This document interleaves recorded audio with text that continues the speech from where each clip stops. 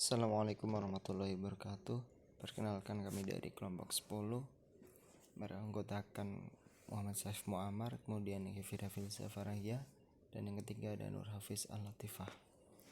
Di sini kami akan mempresentasikan tentang dana pensiun syariah. Baik teman-teman, untuk mempersingkat waktu, kita langsung saja ke poin pertama, yaitu tentang pengertian dana pensiun syariah. Pengertian dana pensiun. Dana pensiun merupakan suatu badan hukum yang berdiri sendiri dan terpisah dari pemberi kerja yang berfungsi untuk mengelola dan menjalankan program pensiun sesuai dengan peraturan perundang-undangan yang berlaku. Menurut OJK, dana pensiun adalah badan hukum yang mengelola dan menjalankan program manfaat pensiun, termasuk dana pensiun yang menyelenggarakan seluruh atau sebagian usahanya dengan prinsip syariah. Dalam UU nomor 11 tahun 1992 tentang dana pensiun, merumuskan dana pensiun adalah badan hukum yang mengelola dan menjalankan program yang menjanjikan manfaat pensiun. Berdasarkan definisi di atas, dana pensiun merupakan lembaga atau badan hukum yang mengelola program pensiun yang dimaksudkan untuk memberikan kesejahteraan kepada karyawan suatu perusahaan, terutama yang telah pensiun. Sedangkan dana pensiun syariah adalah dana pensiun yang dikelola. Dana pensiun yang dikelola dan dijalankan berdasarkan prinsip syariah. Kemudian ada asas dana pensiun. Asas dan pokok dana pensiun pada penjelasan atas UU nomor 11 tahun 1992 tentang dana pensiun adalah sebagai berikut. Pertama, asas keterpisahan kekayaan dana pensiun dari kekayaan badan hukum pendirinya. Asas ini didukung oleh adanya badan hukum tersendiri bagi dana pensiun dan diurus serta dikelola berdasarkan ketentuan UU. Berdasarkan asas ini, kekayaan dana pensiun yang terutama bersumber dari iuran terlindungi dari hal-hal yang tidak diinginkan yang dapat terjadi pada pendirinya. Kemudian asas penyelenggaraan dalam sistem pendanaan. Dengan asas ini, penyelenggaraan program pensiun baik bagi karyawan maupun bagi pekerja mandiri haruslah dilakukan dengan memupuk dana yang dikelola secara terpisah dari kekayaan pendiri, sehingga cukup untuk memenuhi pembayaran hak peserta. Dengan demikian, berdasarkan UU ini, pembentukan cadangan dalam perusahaan guna membiayai pembayaran manfaat pensiun karyawan tidak diperkenankan. Kemudian asas pembinaan dan pengawasan. Sesuai dengan tujuannya, harus dihindarkan penggunaan kekayaan dana pensiun dari kepentingan yang dapat mengakibatkan tidak tercapainya maksud utama dari pemupukan dana, yaitu untuk memenuhi pembayaran hak peserta. Dalam melaksanaannya, pembinaan dan pengawasan meliputi antara lain sistem pendanaan dan pengawasan atas investasi kekayaan dana pensiun. Kemudian asas penundaan manfaat. Penghimpunan dana dalam penyelenggaraan program pensiun dimaksudkan untuk memenuhi pembayaran hak peserta yang telah pensiun, agar kesinambungan penghasilannya terpelihara. Sejalan dengan hal itu, berlaku asas penundaan manfaat yang mengharuskan bahwa pembayaran hak peserta hanya dapat dilakukan setelah peserta pensiun yang pembayarannya dilakukan secara berkala. Kemudian yang terakhir, asas kebebasan untuk membebaskan atau tidak membentuk dana pensiun. Berdasarkan asas ini, keputusan membentuk dana pensiun merupakan prakarsa pemberi kerja yang untuk menjanjikan manfaat pensiun bagi karyawannya yang membawa konsekuensi pendanaan. Dengan demikian, prakarsa tersebut harus didasarkan pada kemampuan keuangan pemberi kerja. Hal pokok yang harus selalu menjadi perhatian utama adalah bahwa keputusan untuk menjanjikan manfaat pensiun merupakan suatu komitmen yang membawa konsekuensi pembiayaan, bahkan sampai pada saat dana pensiun terpaksa dibubarkan. Kemudian, poin landasan hukum dana pensiun.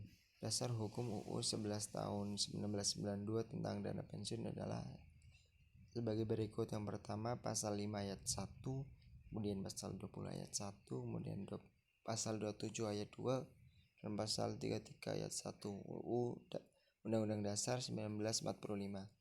Kemudian yang kedua, UU nomor 7 tahun 1983 tentang pajak penghasilan, tambahan lembaran negara nomor 3263, sebagaimana telah diubah dengan UU nomor 7 tahun 1991 tentang perubahan atas UU nomor 7 tahun 1983 tentang pajak penghasilan. Sedangkan untuk landasan hukum, operasional dana pensiun syariah dalam konteks regulasi misalnya jika perbankan, asuransi, obligasi, dan reksadana syariah sudah banyak memiliki peraturan dan juga dukungan fatwa DSN MUI. Kemudian tujuan dan fungsi program dana pensiun. Pemberi kerja yang pertama ada pemberi kerja kewajiban moral. Perusahaan mempunyai kewajiban moral untuk memberikan rasa aman kepada karyawan terhadap masa yang akan datang karena tetap memiliki penghasilan pada saat mereka mencapai usia pensiun. Loyalitas karyawan diharapkan mempunyai loyalitas terhadap perusahaan serta meningkatkan motivasi karyawan dalam melaksanakan tugas sehari-hari. Kompetisi pasar tenaga kerja, di mana perusahaan akan memiliki daya saing dalam usaha mendapatkan karyawan yang berkualitas dan profesional di pasaran tenaga kerja.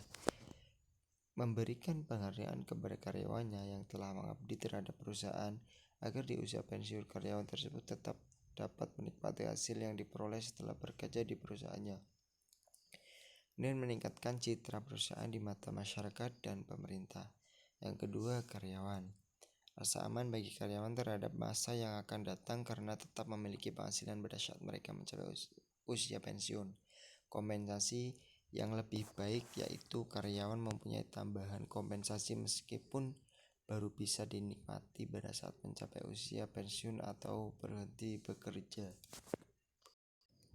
Dan yang ketiga, penyelenggaraan dana pensiun. Mengelola dana pensiun untuk memperoleh keuntungan, turut membantu dan mendukung program pemerintah sebagai bakti sosial terhadap karyawan. Manfaat dana pensiun. Manfaat dana pensiun untuk perusahaan adalah sebagai berikut. Yang pertama, dapat memenuhi kewajiban pemberi kerja kepada karyawannya sesuai UU Nomor 13 Tahun 2003. Kemudian dapat menghindari masalah cash flow perusahaan di kemudian hari. Ketiga, iuran perusahaan dapat mengurangi pajak penghasilan badan PPh 25. Keempat, memiliki program employee benefits yang murah dalam segi pembiayaan. Nomor 5, dapat disesuaikan dengan kondisi perusahaan, bersifat fleksibel. Nomor 6, menjadi added value perusahaan di samping mempertahankan karyawan yang berkualitas. Kemudian yang terakhir, perusahaan tidak perlu repot mengelola investasi dana pensiun pada para karyawannya. Kemudian manfaat dana pensiun untuk karyawan. Yang pertama, tersedia pendanaan yang sudah pasti untuk hari tua. Kemudian adanya jaminan kesinambungan penghasilan di masa pensiun atau hari tua. Kemudian iuran dibukukan langsung atas nama pekerja. Nomor 4, iuran menjadi pengurang pajak penghasilan. Nomor 5, hasil investasi bebas pajak sampai dengan manfaat program dibayarkan. Dan yang terakhir, terpisah dari kekayaan perusahaan penyelenggara DPLK. Kemudian jenis lembaga pengelolaan dana. Yang pertama ada dana pensiun pemberi kerja atau DPPK. Merupakan dana pensiun yang didirikan oleh perusahaan maupun perorangan yang memiliki karyawan. Pendirian dan penyelenggaraan program ini memiliki sifat yang tidak wajib, akan tetapi mengingat dampak dan peranan yang positif dari program dana pensiun kepada para karyawan, pemerintah sangat menganjurkan kepada setiap pemberi kerja untuk mendirikan dana pensiun. Kemudian yang kedua ada dana pensiun lembaga keuangan atau DPLK. Pasal 1 butir 4 UU Nomor 11 Tahun 1992 menyatakan bahwa DPLK adalah dana pensiun yang dibentuk oleh bank atau perusahaan asuransi jiwa untuk menyelenggarakan program pensiun iuran pasti bagi perorangan.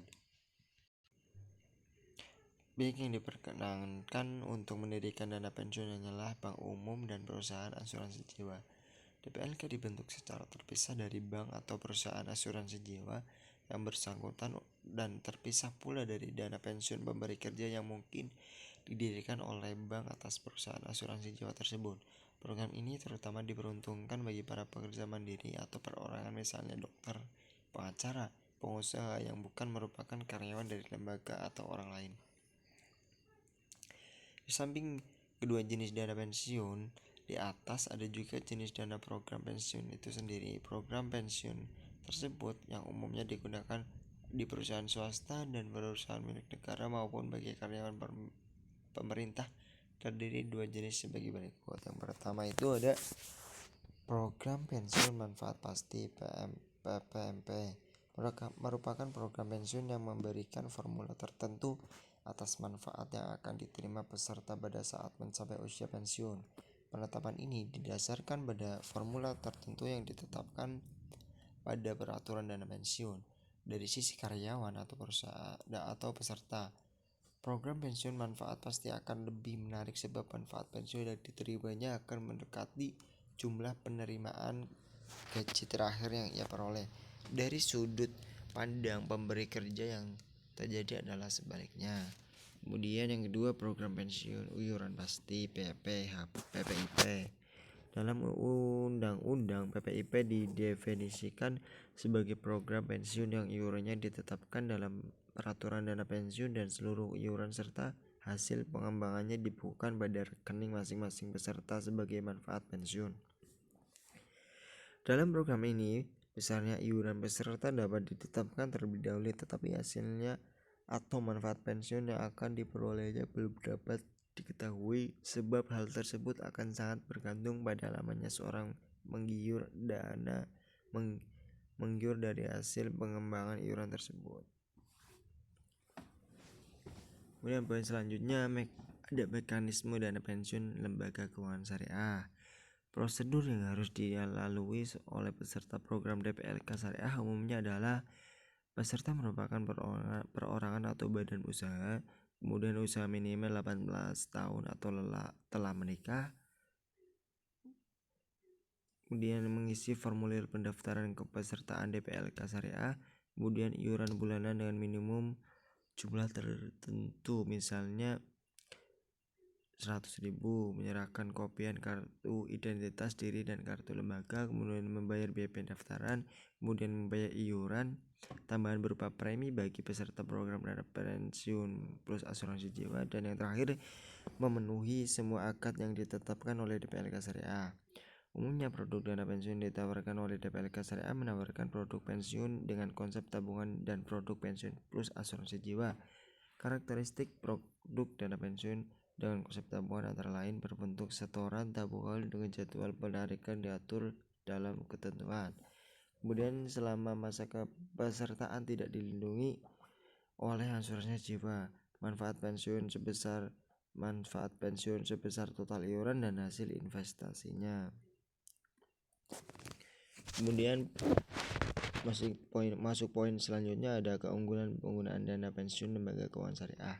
Yang pertama, memberikan keuntungan yang stabil untuk investasi jangka panjang serta memiliki filter dalam industri non-halal seperti rokok dan pornografi, menjadi peluang untuk lembaga keuangan untuk memperkuat pendapatan upah yang bisa meningkatkan profitabilitas. Kemudian yang ketiga, kematangan pasar rokok dan indeks saham syariah cukup menjanjikan. Kemudian yang kelima, menjamin kepastian ketersediaan dana untuk masuk usia pensiun yang pengelolaannya dilakukan dengan prinsip syariah. Kemudian ada hambatan perkembangan dana pensiun lembaga keuangan syariah di Indonesia. Ada beberapa hambatan. Yang pertama ada dalam konteks strategi, pengembangan strategi. Ketika perbankan, asuransi, dan pasar modal syariah sudah memiliki dan masuk dalam roadmap strategi pengembangan masing-masing industri, dana pensiun syariah belum disentuh sedikit pun dalam kebijakan dan strategi pengembangan industri dana pensiun. Kedua, dalam konteks regulasi, jika perbankan, asuransi, obligasi, dan reksadana syariah sudah banyak memiliki dan juga dukungan fatwa DSN MUI, maka dana pensiun syariah belum ada satupun peraturan dan fatwa yang mendukung. Kemudian ketentuan investasi langsung dalam UU nomor 11 tahun 1992 tentang dana pensiun. Selama ini dana pensiun lembaga keuangan DPLK Syariah mengeluhkan tentang produk investasi terikat dalam kurung mudharabah muqayyadah yang berpotensi besar tidak dapat dimasuki oleh DPLK Syariah. Baik teman-teman, demikian beri presentasi dari kelompok kami. Bila ada tutur kata yang kurang berkenan, kami mohon maaf yang sebesar-besarnya.